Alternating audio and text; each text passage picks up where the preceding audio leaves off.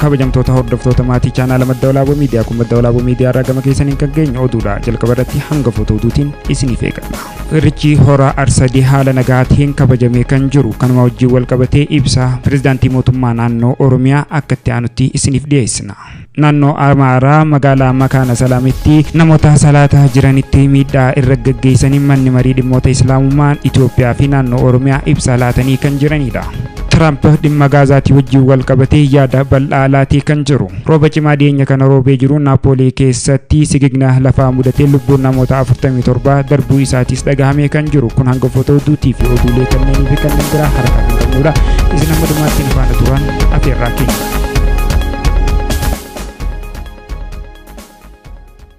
Irreechi hora Arsadee ulfoo keessaatiin ulfina waan horateef galatoomaa jechuun pirezidaantii mootummaa naannoo Oromiyaa obbo Shimallis Abdiisaa dubbata.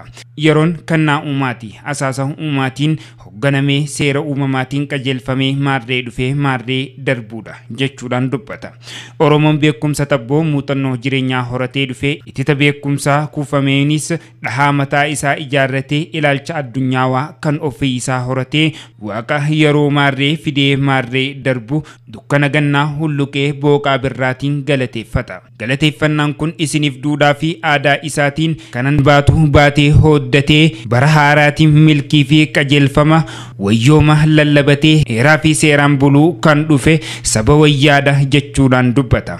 Har'a waggaa haaraa bara 2018 ganna hulluqee ifa birraa simachuudhaaf gamtaan timisee hora Arsadeetti irreeffachuudhaaf uumaasaa galateeffata. Nagaa fi tokkummaa jajjabeeffatee wayyooma bara haaraa lallabachuudhaan irreecha milkii qajeelfata. Akka naannoo fi akka biyyaatti bara 2018 bara garee ifaatti qajeelfamee fi olka'ina jalqabaa irreechaatiin olka'iinsa biyyaa fi wayyooma utuu nagaa fi jaalala tokkummaa lallabuu waan eegalchiiftaniif galatoomaa.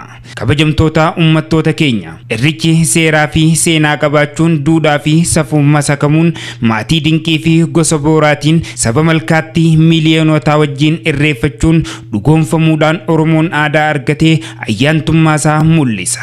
Kanaanis Oromoon kaaba kibba baha lixaa timmisee saboota obboloota isaatii fi jaalattoota dinqisiifattoota irrichaa waliin urjiiwwan ifaa fakkaatee irricha qabeenya guddaa addunyaa ta'uu gochuudhaan mul'isuu irratti argama. Kabajamtoota uummattoota keenya falaasama guddaa akka galaanaa horannee itita aadaa muuxannoo jiruu fi jireenyaa hedduu qajeelfachuudhaan gonfoo saba guddaa hamman jedhamnee fi bakkan jedhamne gahuu taanaan karoora qabanne milkeessuudhaaf galma yaanne gahuudhaaf shakkii tokkollee hin qabnu. Akkuma muummeen ministeeraa Dr. Abiy Ahmad nuti warra malkaa qabu, warra mataa qabu, kan gosa qabu, obsaan wareegama kafallee seenaa hojjannee warra as gahe jechuudhaan dubbatutti ammas fuulli keenya durri ifa qabatamaa fi olka'iinsa amansiisaadha. Ni qoramna, ni injifanna, ni hojjanna, ni milkoofna. Dhugaa qabannee uumaa galateeffannee waan imalluuf waaqni uumaa keenya nu gargaara. Duudhaa keenya ol qabnee tokkummaa keenya jabeessinee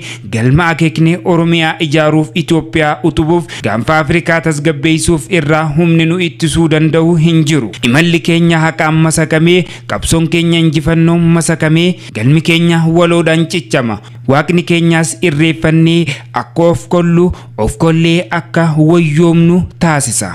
Hundaa ol irrichi seeraa fi seenaa isaa eeggatee duudhaa fi safuu ganama isaatiin kabajamuun qaamoleen tumsaa fi deeggarsa taasisan hundi keessanuu galatoomaa jechuun mootummaan naannoo Oromiyaa galata isiniif qabu isiniif ibsa.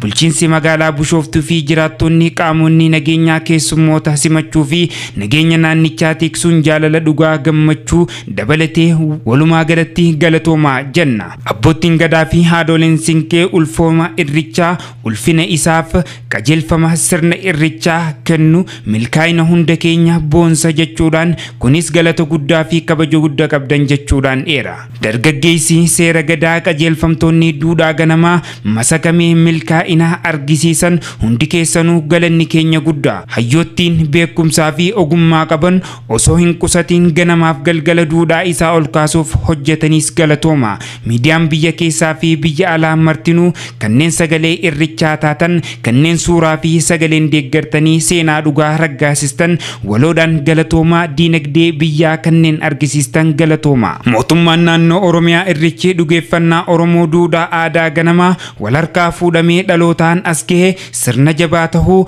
qorannoo fi qo'annoon ilaalchisee beekumsaan masakamee dhaabbata barnoota saayinsii fi aadaa mootummoota gamtoomanii UNESCO irratti galmaa'uun imala isaa eegalee kutaawwan isaa carraawwan hedduu ittiin hojjechuu irratti argama. Saboottiin, sablammoottiin, uummattoottiin, keessummoonni biyya keessaa fi alaa gammachuu nutti dhagame isin argisiisna. Kabajamtoota ayyaana irrichaa irratti argamtan jaalala obbolummaa dhugatti nu garsiistan hedduu galatoomaa jechuun mootummaan naannoo Oromiyaa dinqisiifannaa ol aanaa isiniif qabu isiniif ibsa. Akkuma irrichi araaraa fi safuu simannaa nagahaa fi jaalala buufannetti irreeffachuun milkoofnetti walooma keenya gabbifnee haaromsa aadaa fi tabaasnee misooma keenya cimsinee galma waloo akka hojjennu waamicha koo isiniif dabarsuun barbaada. Oromiyaa ni ijaarra, Itoophiyaa ni utubna, gaanfa Afrikaa ni tasgabbeessina, waaqninis nu gargaara.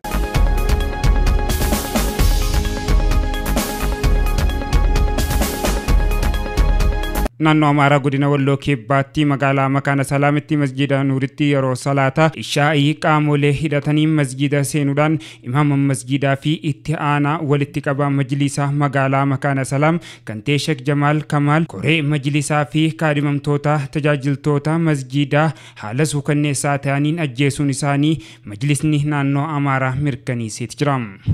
Dhimma kana wajjin wal qabatee ibsaa balaaleffannaa mana marii dhimmoota Islaamummaa Itoophiyaa irraa kenname kan jirudha. Majlisni Federaalaa dhaabbilee amantaa iddoowwan kabajaa waan ta'aniif isaan eeguu malee haala suukanneessaa kanaan jibbummaa gara jabummaa kanaan isaan irratti raawwachuu isaaniitis balaaleffatanii jiran. Dhaabbileen amantaa hundinuu gochoota badii naannoo manneen amantaa fi hordoftoota amantaa irratti hojjetanii jiran kana akkaan balaaleffatanii fi eeguu mana marichaa waamicha dhiyeessanii kan jiranidha.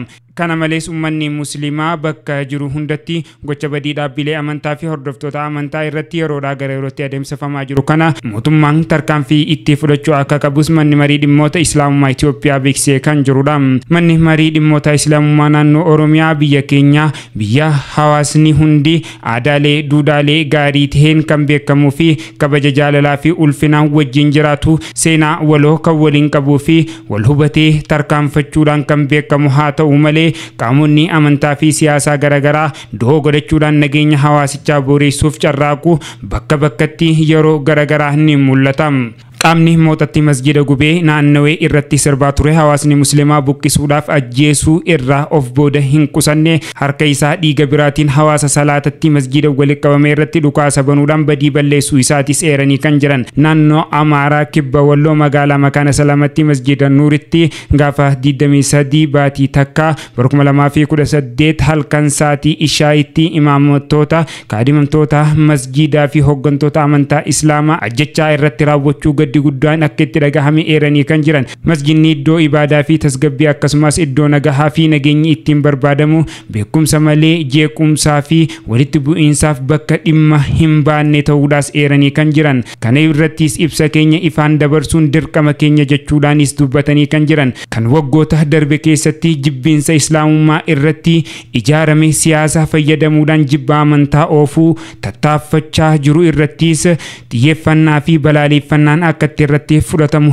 ta'uudhaas eeranii kan jiran. Amantii da'oo ilaalcha siyaasaa kamiyyuu akka hin taanee fi maqaa siyaasaatiin jibba amantii irratti gad qabamee oofamuu hin qabu jechuudhaan dubbata. Gocha akkanaa akka aadaa waliin jireenya amantaalee biyya keessaa sirna cimaa fi kabajaan akka waliin hin jiraanne kan taasisu waan ta'eef namoota kanneen irrattis manni marii dhimmoota Islaamummaa tarkaanfii cimaa irratti akka fudhatanis waamicha gama isaanii dhiyeessanii kan jiran. Mootummaa fi qaamoleen nageenyaa qaamni seeraa dhimmicha sirriitti qoratee namoota gocha akkanaa raawwatee irratti seeraaf dhiyeessuu gaafataniiti jiran. Uummanni musliimaa naannoo kana keessa jiraatu martinuu mana amantaa fi hawaasa isaa rakkoo fakkaataniif akka hin saaxilamneef eeguun hubannoo waloo qabaachuun waliif birmachuun eegumsa barbaachisaa akka godhuu qabus eeran. Hawaasni musliima Oromiyaatis tasgabbii fi obsaa fi tokkummaa akka eeggatu diin haqaa fi jibba amantaa oofuuf yaalan irratti of eeggannoo akka taasisus majlisni keenya iddoo nagaa araaraa fi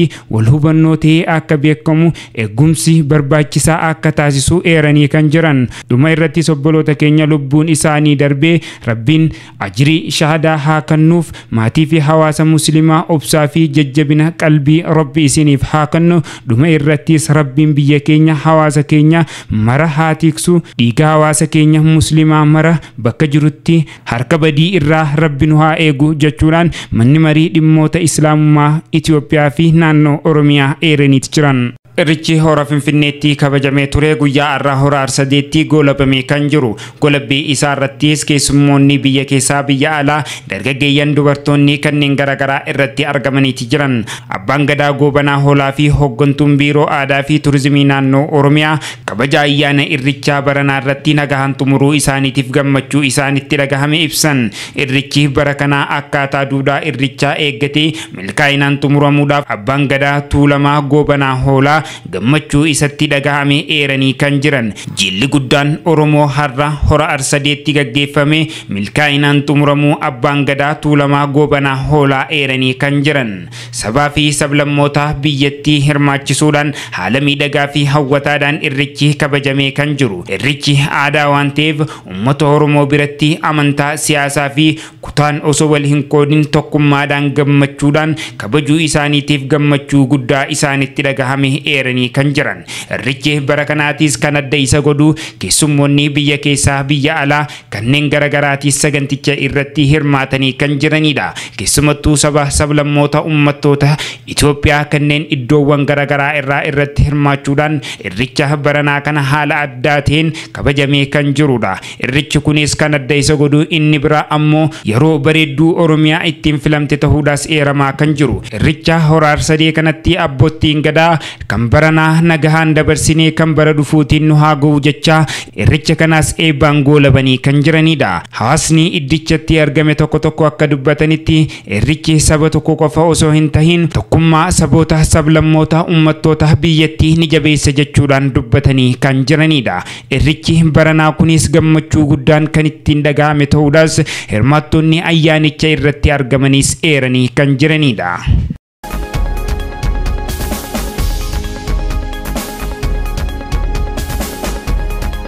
Pirezidaantiin Ameerikaa Doonaald Tiraamp dhiyeenya kana waltajjii isaa Truth Social irratti Israa'el sarara bahuu jalqaba irratti walii galtee mallatteessuuf mantansuu isaaniitis eeranii kan jiran. Kunis kaartaa karoora nagaa qabxiiwwan 20 Ameerikaan dhiyeenya kana mantansite irratti sararoota adda addaa loltoota Israa'el irraa baasuu akka ta'es kunis kan fakkaatu ta'uudhaas ni eerama. Itti fufuunis yeroo ammaa kana Hamas mirkaneessuudhaaf dhukaasa dhaabuudhaaf atattamaan akka dhaabamuu fi ajajni itti darbee akka jiru seeramaa kan jiru. Wal jijjiirraan namoota buufattootaa fi hidhattoota ni jalqaba.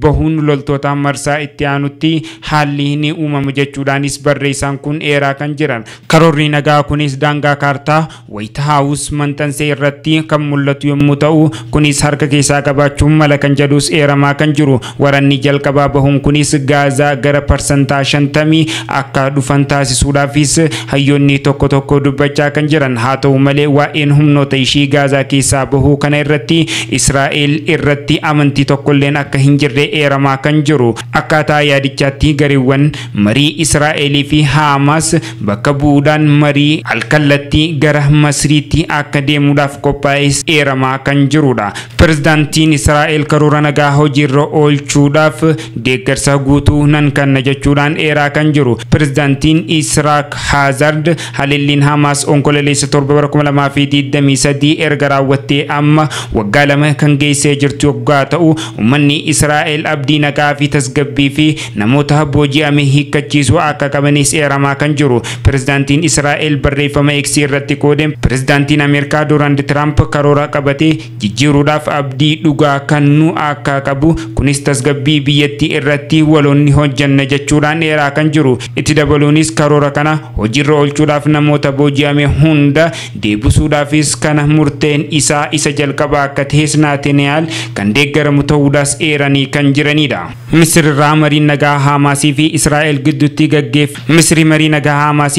gidduutti gaggeeffamaa jiru kan keessummeessu ta'uu eeranii kan jiranidha.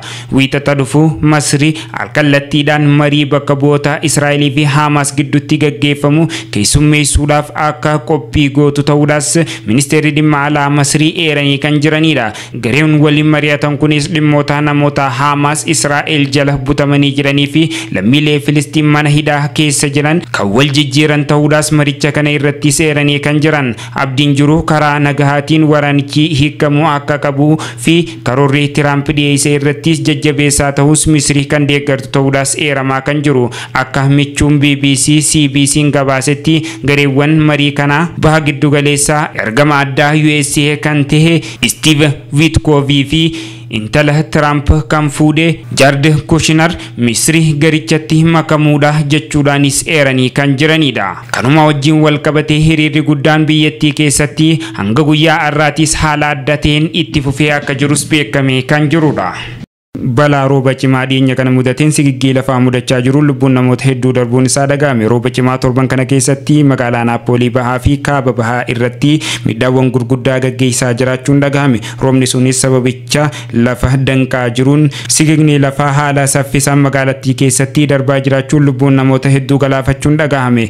Akka odeeffannoon mootummaatii fi ogeeyyoonni balaa kanaa eeranitti namoota 47 du'uun namni 9 immoo jibuuteen isaa dhabamuudhaan namni baay'een ammoo midhamuun isaa dhagahame kan jiru. Kaaba Naapoolii qofa keessatti namoota 35 du'uun mirkaneeffamee kan jiru hoggaa ta'u sigigni lafaa ammoo iddoowwan garaagaraa irratti babal'achaa jiraachuun daandii fi akkasumas buufataalee sirna geejjibaa cufamaa jiraachuu eeranii kan jiran. Lolaan hamaan magaalattii keessatti raawwachaa jiru kun mana jireenyaa fi akkasumas iddoo qonnaan bultootaa kanneen garaagaraa miidhaa jiraachuudhaas eeramee kan jiru. Miidhaan qabeenyaa irratti gahee jiru daandiiwwanii fi akkasumas buufataalee hedduu caccabsuudhaan manaa fi lafa qonnaan bulaa guutumaan guututti liqimsamaa jiraachuu fi sirni ibsaa fi bishaanii guutumaan guututti caccabuu fi dhabamuu isaaniitis eeranii kan jiran. Manneen amantaa tokko tokkos keessumattuu dhabamaa jiraachuun isaatis dhagahamee kan jiru. Bulchaan mootummaa fi humnoonni tikaa naannichaatis dhibbaawwan kana qolachuudhaaf tattaaffii godhaa jiraachuu eeranii kan jiran. Humnoonni gargaarsaa fi dhaabbileen idila addunyaa NGO fi UNA ejensiiwwan garaagaraa waliin ta'uudhaan qaama miidhame kanneen garaagaraatiif deeggarsa nyaata bishaanii fi akkasumas meeshaalee yaalaa kanneen garaagaraa deeggaraa jiraachuun dhagahamee kan jiru. Garuu daandii fi lafti iddoo san ittiin dhaqanii isaan gargaaranis akka hin jirrees eeraa kan jiru. Rakkoon kunis keessumattuu guutuu addunyaa kan barbaachisu ta'uu fi deeggarsi guutuu addunyaarraa taasifamuu fi akka qabus eeranii jiran. Oduuleen guyyaa kanaaf walitti qabannee kanaan gammaa isin dhageessaa turredha. Oduudhaan kan isin faana ture ana Aaniso Ahmadii. Chaanaala keenya subscribe like godhuudhaan akkasumas sagantaalee teenyaa fi odeeffannoolee keenya kanneen garaagaraa akka hordoftan gamanummaan isin affeerra.